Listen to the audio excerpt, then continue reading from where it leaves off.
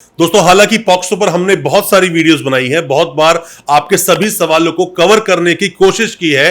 POCSO में जो videos में हमने आपको बताए हैं आपके अधिकार, कहां आप बच पाओगे, कैसे आपकी बेल नहीं होगी और किस ऐसे सेक्शन में मिनिमम जो सजा है वो 20 साल की है और वहां पर उम्र कैद तक का प्रावधान है। हीनियस क्राइम माना जाता है बहुत ज्यादा पॉक्सो को।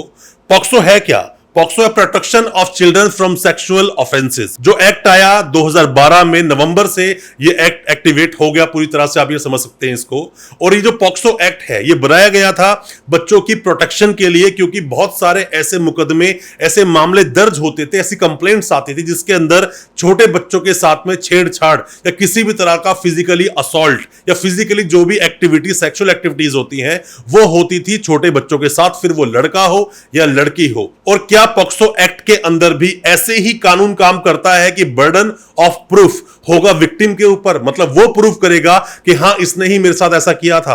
क्या इस तरह का कानून है? अगर ऐसा ही है पॉक्सो कानून, तो जल्दी से इस मामले में लोगों की बेल क्यों नहीं होती? सालों साल वो जेल में पड़े रहते हैं, परेशान होते हैं, बट फिर भी बेल नहीं मिल पाती। अब मैं ये नहीं बोलता कि सभी मामले सच्चे होते या झूठे होते हैं, वो मामले पर डिपेंड करता है किस तरह का मामला था। पर मैं आपको बताऊंगा आज अपनी इस वीडियो में कि आपको प्रूफ करना होगा कि आप इनोसेंट हैं या फिर विक्टिम को प्रूफ करना होगा कि नहीं आप ही दोषी हैं। उन सब चीजों को जानने के लिए और कब आपकी बेल होगी पॉक्सो एक्ट में, ज्यादा कुछ जानने के लिए दोस्तों बने रहिए हमारे इस वीडियो के साथ।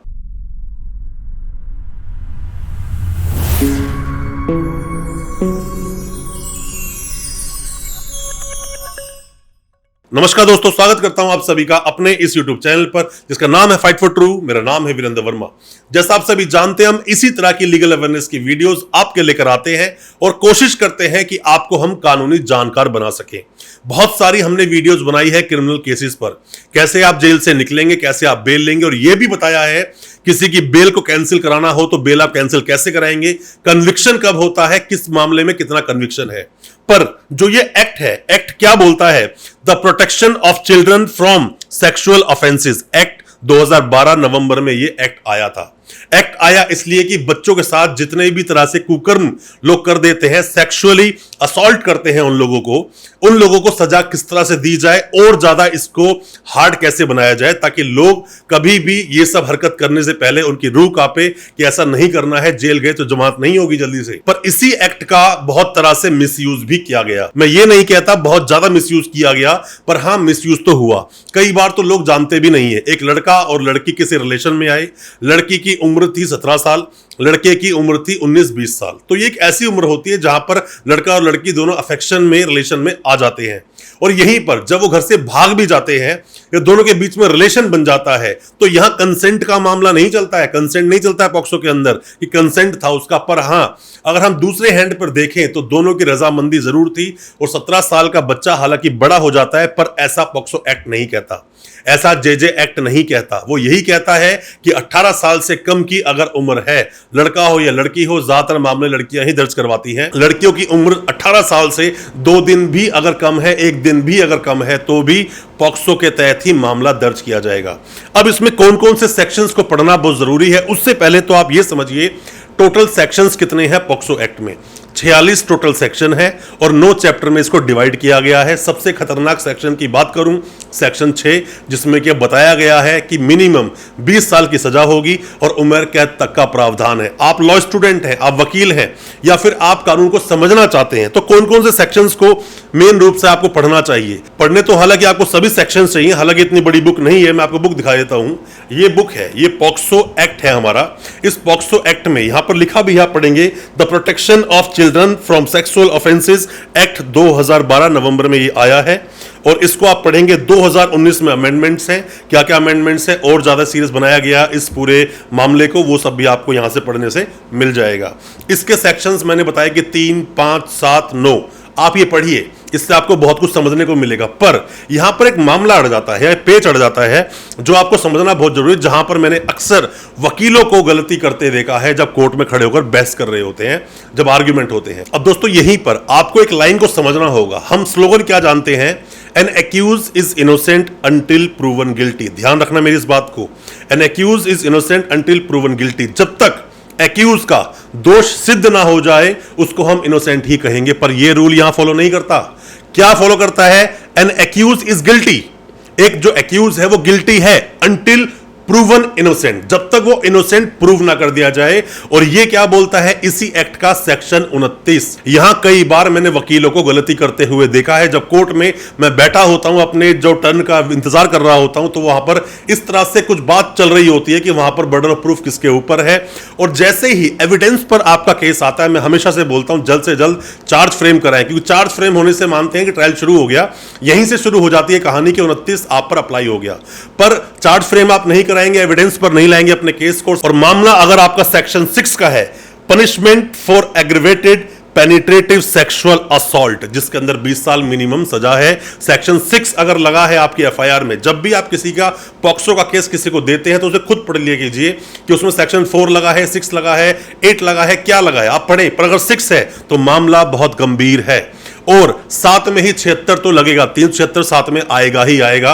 और लड़के लड़की का अफेयर था, साथ में वो भाग गए, तो साथ में हमने 63 और 66 लगते हुए भी देखा है। शॉर्ट में बता रहा हूं मैं आपको क्या क्या लगता है। 363 और 366 भी आईपीसी के सेक्शंस हैं जो इसमें लग जाते हैं, पर ये उसी तरह सीआरपीसी के अनुसार नहीं चलता है, तरीके नहीं चलता है। पॉक्सो एक्ट का जो ट्रायल चलता है उसका खुद का एक तरीका है, खुद का एक लॉ है, खुद का एक कानून है, उसके अनुसार चलेगा। बहुत ही सीरियस मामले होते हैं पॉक्सो के। आपका कोई भी सगा संबंधी जानकारी, आप खुद अगर मामले में फंसे हैं या फंसे थे, तो आप इसकी सीरियसनेस बिल्कुल समझ सकते हैं कितना सीरियस ये मामला है। जब तक उस विक्टिम की गवाही नहीं होती तब तक तो आपकी बेल पर भी सुनवाई जल्दी से नहीं होती।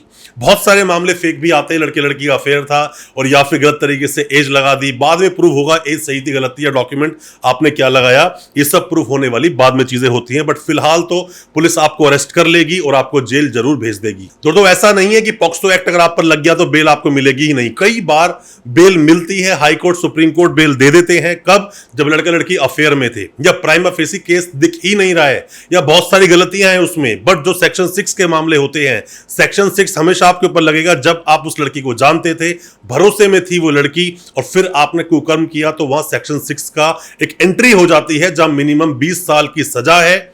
और केस को आपने बहुत अच्छे से अगर नहीं प्रेजेंट किया, आपके वकील साहब ने केस को पढ़ने में गलतियां छोड़ी, या फिर जब चार्ज फ्रेम हुए, बहस होना चाहिए वहां पर, बहस नहीं किया और आगे चले गए, एविडेंस हो रहे हैं, लड़की गवाही हो रही है। लड़की की गवाही जब इस केस में होती है तो ऐसे नहीं होती जैसे बाकी केसों की कोर्ट में होती है, लड़की सामने बैठ के गवाही दे, ऐसा नहीं होता है। क्रॉस करेंगे वकील साहब वहीं पर, ऐसा बिल्कुल नहीं है। वल्नरेबल रूम होते हैं जिसके अंदर जज साहब होते हैं, आपके वकील साहब होंगे। अगर मैं कहीं पर क्रॉस कर रहा हूं तो मैं वहां पर होऊंगा, मतलब स्टेटमेंट लड़की की हो रही है, सवाल जवाब करूंगा तो मैं वहां पर हूं, मतलब कि एक्यूज का वकील।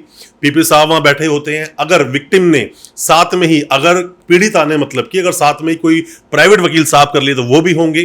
पर जो बच्ची होगी वो एक शीशे के उस पार होगी जहां से वो आपको नहीं देख सकती, पर आप उसको देख पा रहे हैं, वो क्या बोल रही है सुन पा रहे हैं। और ये प्रावधान सिर्फ इसीलिए बनाया गया कि छोटे बच्चे जब गवाही देने के लिए आए तो एक्यूज को देखकर डर ना जाए, या फिर जो कोर्ट की प्रोसीडिंग है उसको देखकर डर ना जाए, कंफर्ट जोन में होंगे तो ही अच्छे से स्टेटमेंट दे पाएंगे। दोस्तों पॉक्सो एक्ट को लेकर, पॉक्सो केसेस को लेकर, पॉक्सो केस की स्टडीज को लेकर कोई भी किसी भी तरह की जानकारी आप अगर हमसे चाहते हैं, कमेंट बॉक्स में अपने सवाल को पूछें और यह भी बताएं अगली वीडियो हम किस टॉपिक पर लेकर आए। और दोस्तों आप में से कोई भी अगर लॉ स्टूडेंट है, नए वकील हैं, अभी पॉक्सो केस आपके पास आते हैं, तो मैं आपको बता दूं इस केस को बहुत ही अच्छे से पढ़ना बहुत जरूरी है। किसी की जिंदगी और मौत का सवाल बन जाता है, उम्र कैद तक हो जाती है, कन्विक्शन रेट बहुत हाई है जैसे एनडीपीएस में होता है, तो बेहतर है केस को आप अच्छे से प्रेजेंट करें, रिप्रेजेंट करें, पूरे केस की अच्छे से स्टडी करें, चार्जशीट को पूरा पढ़ें, 61 के बयान क्या है, 64 के बयान क्या है, किस किस तरह के बयान सामने आए हैं, क्या क्या एविडेंसेस सामने आए हैं, सब चीजों की स्टडी करके आप केस को प्रेजेंट करते हैं। मेरा मानना है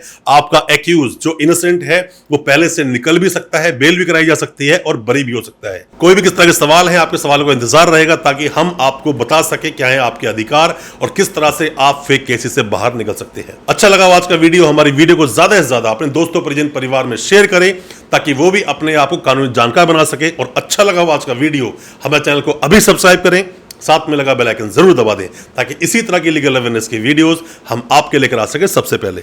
बहुत बहुत शुक्रिया दोस्त, धन्यवाद हमारी इस वीडियो के साथ बने रहने के लिए।